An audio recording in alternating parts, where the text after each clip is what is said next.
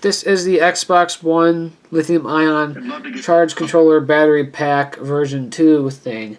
This one is a lot smaller than my previous one. As you can tell, I'm using a different size battery as well, which is thinner and also has a larger capacity. It's 1 amp hour or 1,000 milliamp hours. And it's overall just a lot sleeker than the original one, which is right here. In my last video, I mentioned what I was going to do to this one. I chopped out the 3.3 buck boost regulator, all of its components, which resulted in a smaller board and also cheaper board because the size is different. So I'll walk you through what this one does. It's basically the same thing as the other one, but there's a few other things I added, such as more pads. Let's get a good view of it. So it's just the same stuff, same charge controller. I said I was going to get a different one, but I stuck with that one. And yeah, it's basically the same, just missing some stuff, and I added some more stuff and stuff. So right here is the lithium-ion charge controller. Over here is our square wave generator that just acts as a rapid fire when I hook it up. I'm not doing that in this video. I might do it in another one. I'm not too sure. I just don't want to. Plus, I don't have any tactile switches, and I don't feel like drilling into a shell right now. But I might do it in the future. I just like having the option. So the battery charges through these two pads right here, which is 5 volts. I had it running earlier. It worked just fine. Over here, we have B negative and B positive. I should have moved this B negative over here. I don't know why I didn't, but that's bothering me now. B positive, it discharges directly into the controller through this pad right here, on and dash on. These two pads are here basically to act as a switch. If I want, I can add a switch from here to here to turn on and off the discharge. I can also add a switch from here to here, which is mod 1, mod 2. It just acts as a on-off again, so that way the rapid fire setup isn't drawing current when the controller is sleeping or not used. And same for the on for the battery. If the battery was left in the controller, it would discharge very slowly into it. Probably get like a couple months out of it before it actually dies.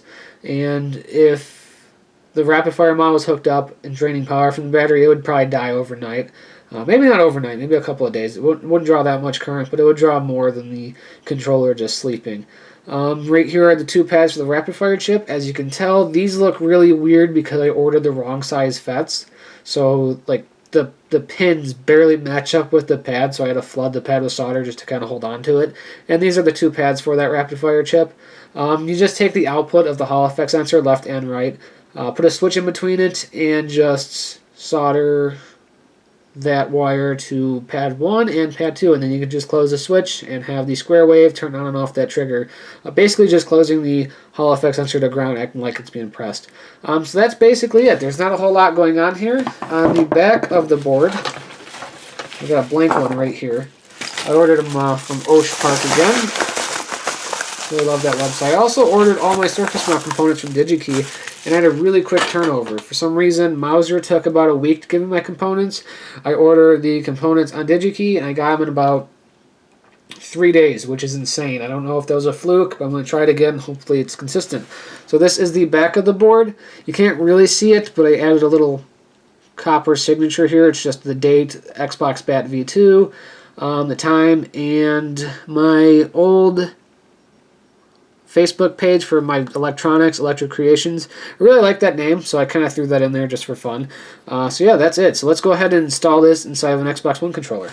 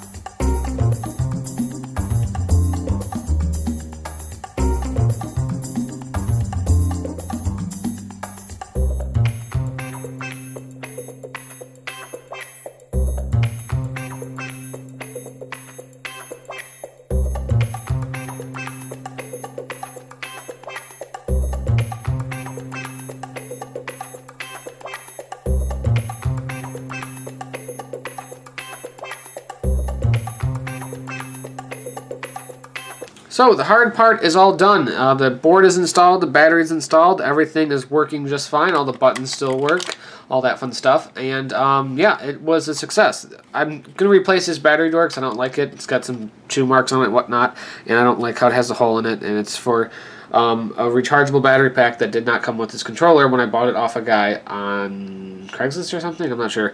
But it didn't come with battery pack, and it has this weird door that I'm going to replace. This one was a bit different than the last one. For some reason, the circuit board, the second circuit board right here in front of my finger, is lower than the first one, so I couldn't slide the battery underneath it like I did with the first one and have a nice level fit. So I had to hollow out more of the shell than I did last time. Took out this entire plastic bit right underneath this battery just so I can get it to fit. And it works, it closes up and everything. I wish I didn't have to do that because I lost a screw post in the process, but whatever. It's still structurally sound. And we have all our connections right here. We have our 5-volt input that charges the battery. That's just tapped in from that capacitor I soldered to. We have the battery hookups right here. Don't really need to get into those. This is the output. It's going right to the 3-volt input from the battery tab. I just soldered directly to that. And we have a ground going to the negative battery tab. Now, if I wanted to, I could have done this a little bit better and removed these battery tabs and soldered to the board itself and just brought those wires up. I don't really see a point to that, but it would have made closing everything up a bit easier because you wouldn't have to deal with this bulk right here. Maybe for next time when I do it, I'm not too sure. But yeah, that's the only thing I really would have changed. I could still do it, but I don't want it. It's working. I'm not gonna fix it if it's not broken or anything.